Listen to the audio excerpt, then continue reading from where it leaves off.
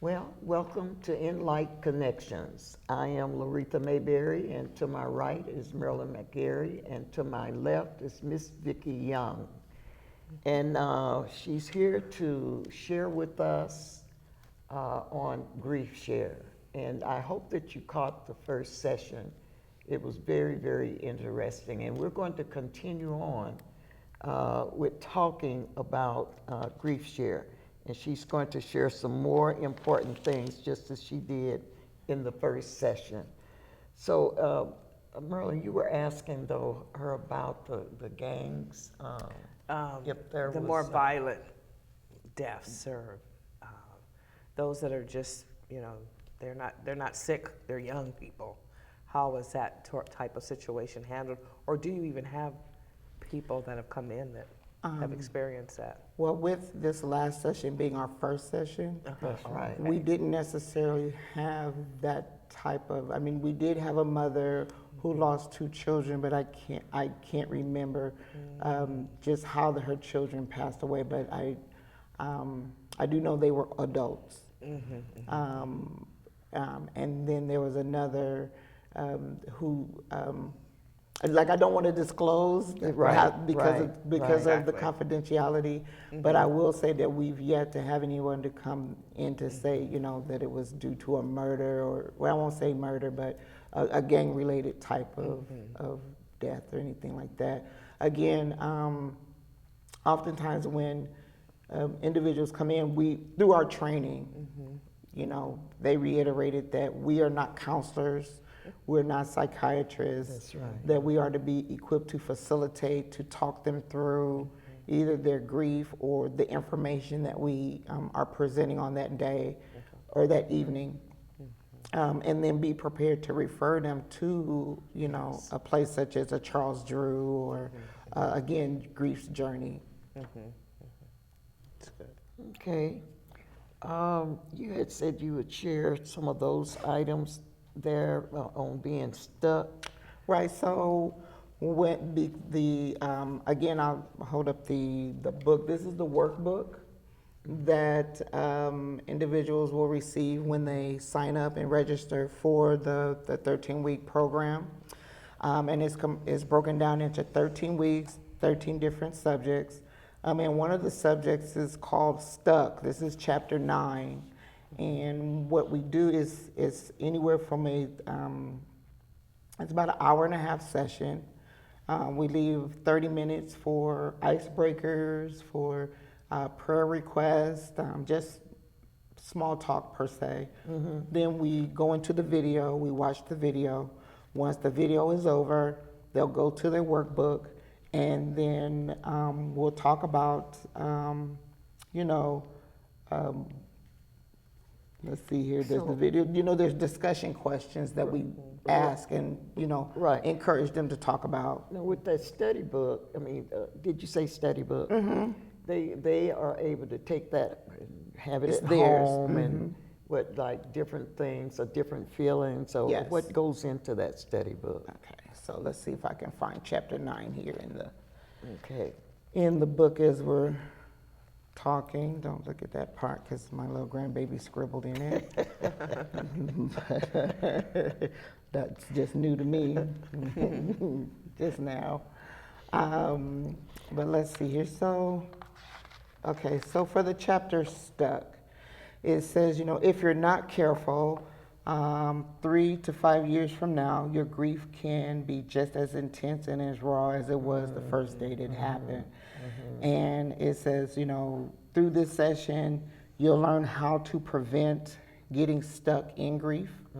You'll learn different misconceptions that hinder healing. And then you'll ask yourself why your path of healing isn't always smooth. You'll look up and you'll see that, you've been in bed for 3 or 4 days. Wow. Or that you haven't gone out of your home to collect the mail. Yes.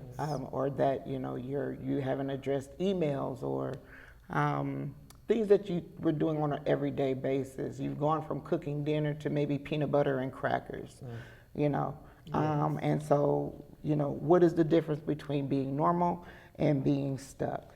Okay. Does time really heal?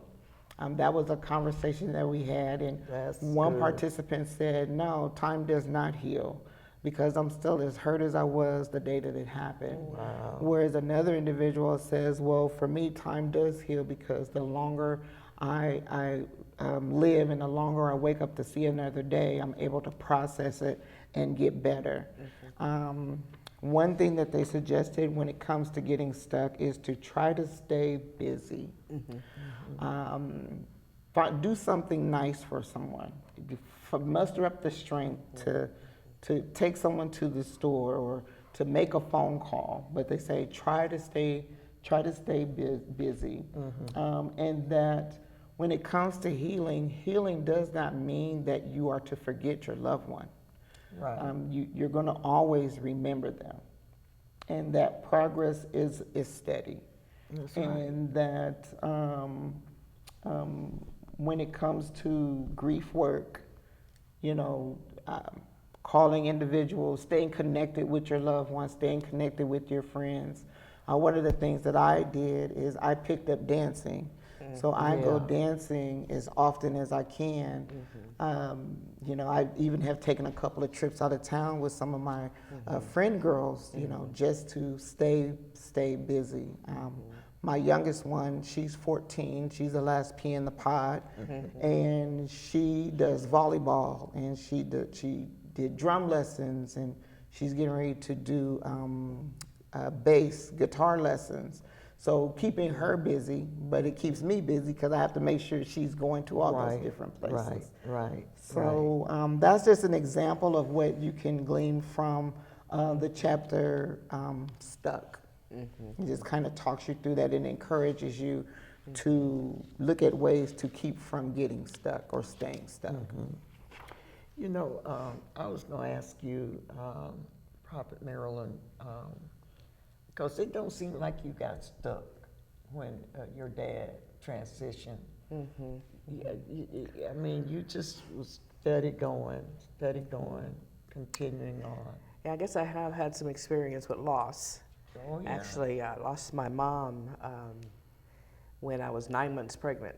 And Yeah. being the oldest, Yeah. or the eldest female in the family, I was the one that's always left to plan everything. So I had to plan a funeral and the whole shebang.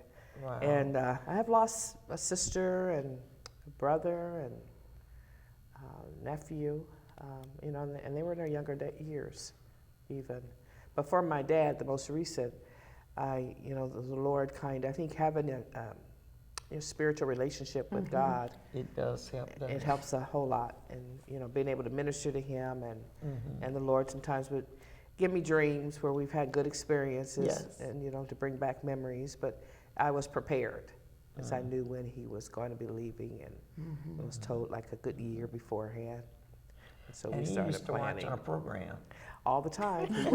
He didn't miss that program. He always said he knew everybody on the program, like you even, Apostle. Yeah, he loved that program. Yes. Well, he was pretty popular, so he knew everybody just about. So the members in your family, did they depend on you the most to help them through the grieving process, or did everyone kind of? Yeah, and I Wing think it. sometimes they're watching you don't realize they're watching. Right. But yeah, you tend to be the one that give them the words of encouragement and, you know, pass on the scriptures and send the worship music and things like that. Yeah. Yeah. So It they seemed pull like you were strength. kind of heading up things. Wow. So did you have more on that? Well, that was the subject matter of stuck, and again is, you know, because we meet on a weekly basis. When you go through your workbook, there are daily assignments or daily homework assignments that you do that kind of take you through, you know. So that's good. you want to walk by the truth and not by feelings. You want to know that you have a purpose, and what does worship look like? Does it look different now that your loved one has passed, or are you in tune with being open to doing that? And at the same time, I want to let everyone know that Although this is a faith-based type of program, you don't have to go to church or That's be a good. member of That's a church good. That's good. to be a part of this or to participate. Yes. And, you know, maybe you are a church member and you want to bring your family that does not belong to a church. That's fine. It's open to everyone. Yes, and it's not to get people to go to church. Exactly. That's true. That's awesome. Yeah. Okay. Oh, I know what I wanted to ask you about the book. It's a workbook. So when they come in for the meetings, do you all take them through the book on what they Yeah. put in the book? So I am smiling because it was our first session, and so they were honest. It was like, "Did you work in your workbook?" And they were like, "No." And so we did take the opportunity to walk through and look at some of the elements, you know, within that certain subject, that chapter. So we are hoping that with this next session that we can come up with some type of an incentives program to encourage them, you know, when they leave to go to not just read the, you know, that chapter, but to actually do some of the assignments. That's good. Yeah. That's good. Did you find that they would say that they didn't work through the book because it was still causing pain to even do Yes. that? Yep. And, you know, what we can't, you know, pop them on the hand and say, "Shame on you." No, it was like, we understand. Right. Because Right. grief will hit us.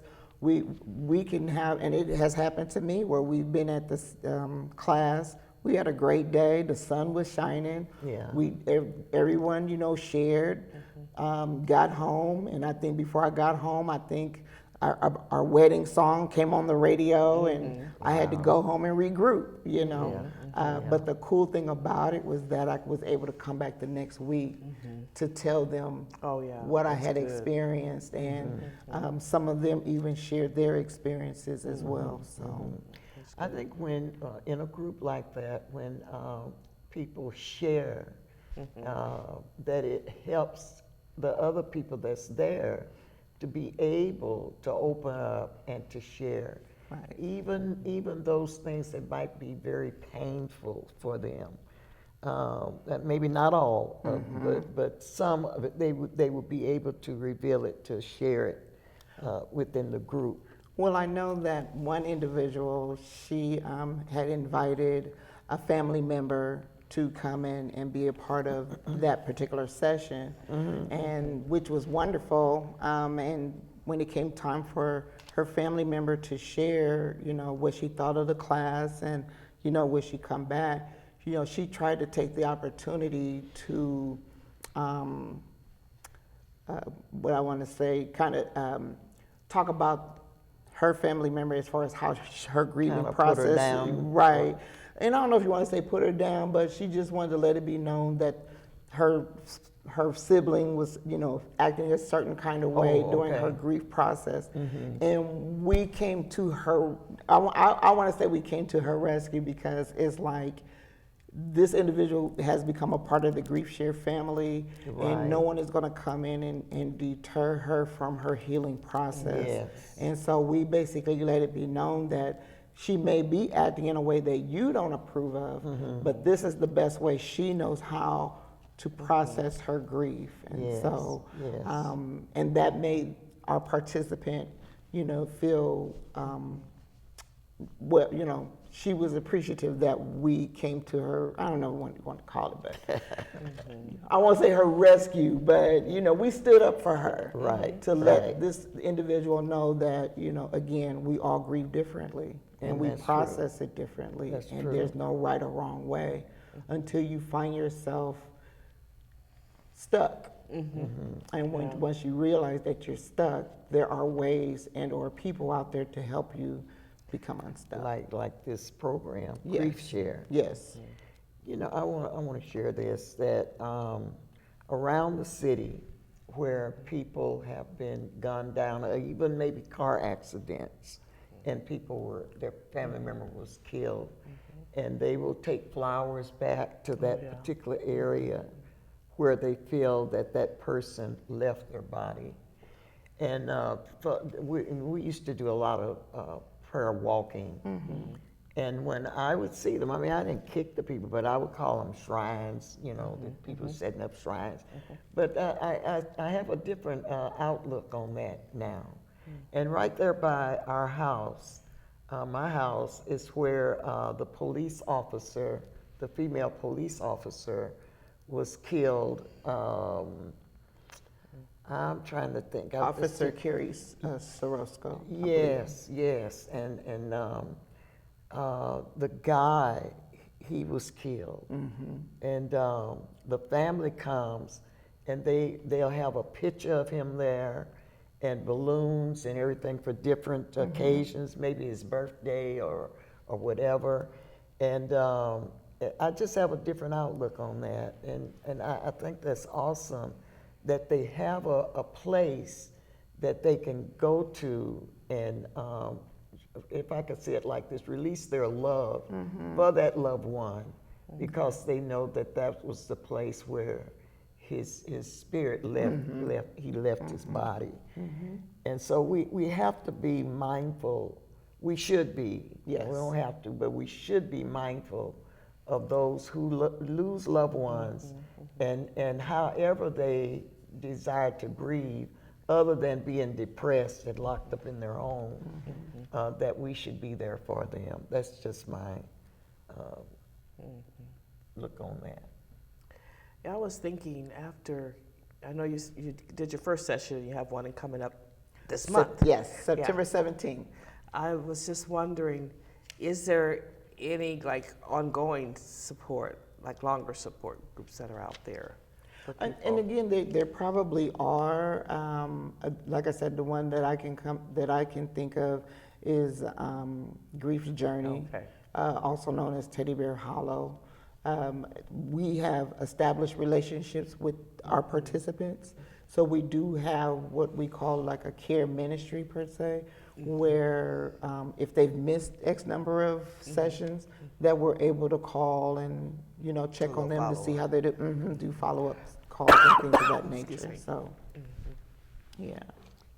Now, did we talk about those deals on the back of the brochure, the Journey of Grief, Part 1, the Journey of Grief? As far as the Part different, Seminar. Yeah. you're right, the different diff- sessions. Uh-huh. Okay. So So, what goes on in Part 1? right, so there's 13 weeks. And although, folks may say, well, 13 weeks, that's a lot. We do ask participants to at least commit to 3, and, share with others to come and be a part of it. But these are some of the subject matters of the seminar topics. So is this normal? Okay. Challenges of grief. The journey of grief, Part 1 and Part 2. Grief and your relationships.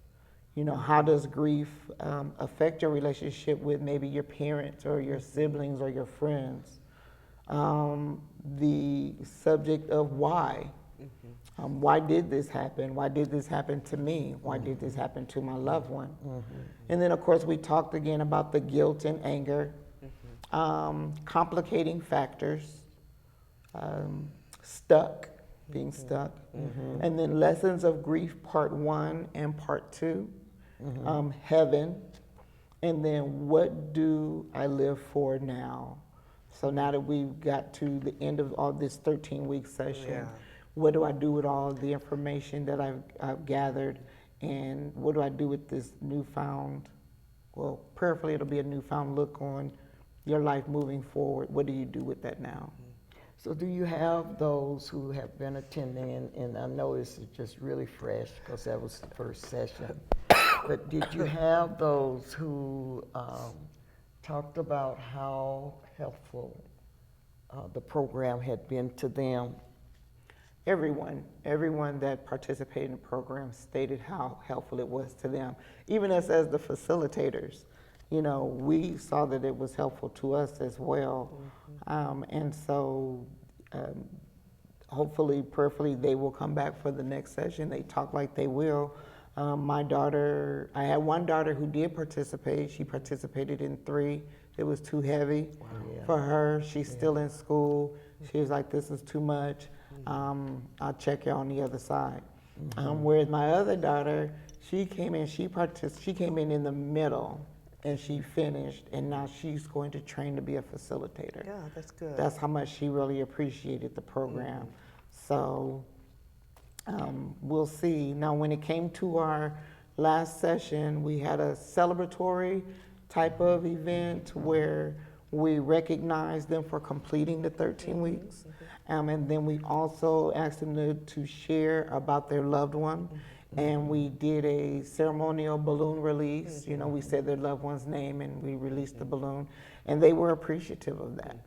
So, But it was also, because I was there, yes. and it was also very interesting how each person shared, and they, what you call show and tell? Yeah, you can call it a show and tell. Yeah, that's a good one. Yeah, sure did. And it made me kind of sad because, again, my daughter's husband was my son, and I wanted to share how, well, I'm not going to get into that here, but You got time. well, yeah, I'll tell it. Okay. He had called my husband, and I didn't know, you know, that I wasn't supposed to go. He had called and asked him to go for breakfast at the Leavenworth Cafe, and I didn't know I wasn't supposed to go. And so I showed up too. Yeah, you wanted some with my pancakes husband. and some bacon. And he just said it just so soft and sweet. He said, "Mom, I was trying to have breakfast with Pops." But you know, I didn't feel guilty about it until he transitioned. Then I thought I should have got the truck and went on home. He could have brought Melvin home or whatever. But yeah, they did, and I wanted to share that, and I wanted to share how, because no matter what I was doing or whatever, he always was going to be a part of it. If we called and said, Terry, would you come help move this or do that or whatever, he never ever changed a word. He always came, and I was always mom to him. Now that's making my throat get kind of full right now. So I think I better leave that. I will leave that alone. And But, that's okay. That's what GriefShare is about, is giving people the opportunity to share, you know, how their loved ones meant to them and how it's affecting them. And it's okay to have a fullness in your throat. It's all right. Yeah. But we would just really appreciate it if you would, what I'm gonna have you to do is go ahead and explain to them again about. I sure can. Yeah. We have time that you can share with them how to register, and because we want to get that word out there. Okay, and I believe they're going to put the information on the screen. Our sessions are held every Saturday, starting here September the 17th at the Charles B. Washington Library, 2868 Ames Avenue, right there off of 30th and Ames. The session is from 11:30 to 1. It's free to the community. Walk-ins are welcome, although we do ask that you either call the number 402-201-6629 or email griefshareshiloh@gmail.com to register. And again, this opportunity is presented by the North Omaha Village of Churches, the NOV. So we encourage those who can to, you know, again, if you can't commit to all 13 sessions, at least do 3. Yes. At least do 3. Yes. So Yes. we invite you to come in and join us. Yes. And Miss Vicki is one of the facilitators, as I believe she has made it clear. How many facilitators is it? There's 7 of us. 7 of Yeah, them. there's 7 of us, and we 7 all of have a unique, well, I won't say a unique loss, but we have a different, we're able to share our loss with those there during the sessions. So Well, I tell you what, this has been very very, very, very interesting, not only interesting, but informative. And so we just ask you to call the number, get registered, and show up for GriefShare. It is a very important program. And so I just, before we go off, I want to thank you, Miss Vicki Young, Yes, ma'am. my eldest daughter. Thank you for coming and sharing. Thank you. A wealth of information. We appreciate that. And so InLight Connections says good night to you, and I know it's morning for you, but we say good night. And we thank you for coming and joining us, and we will see you the next time. Bye-bye.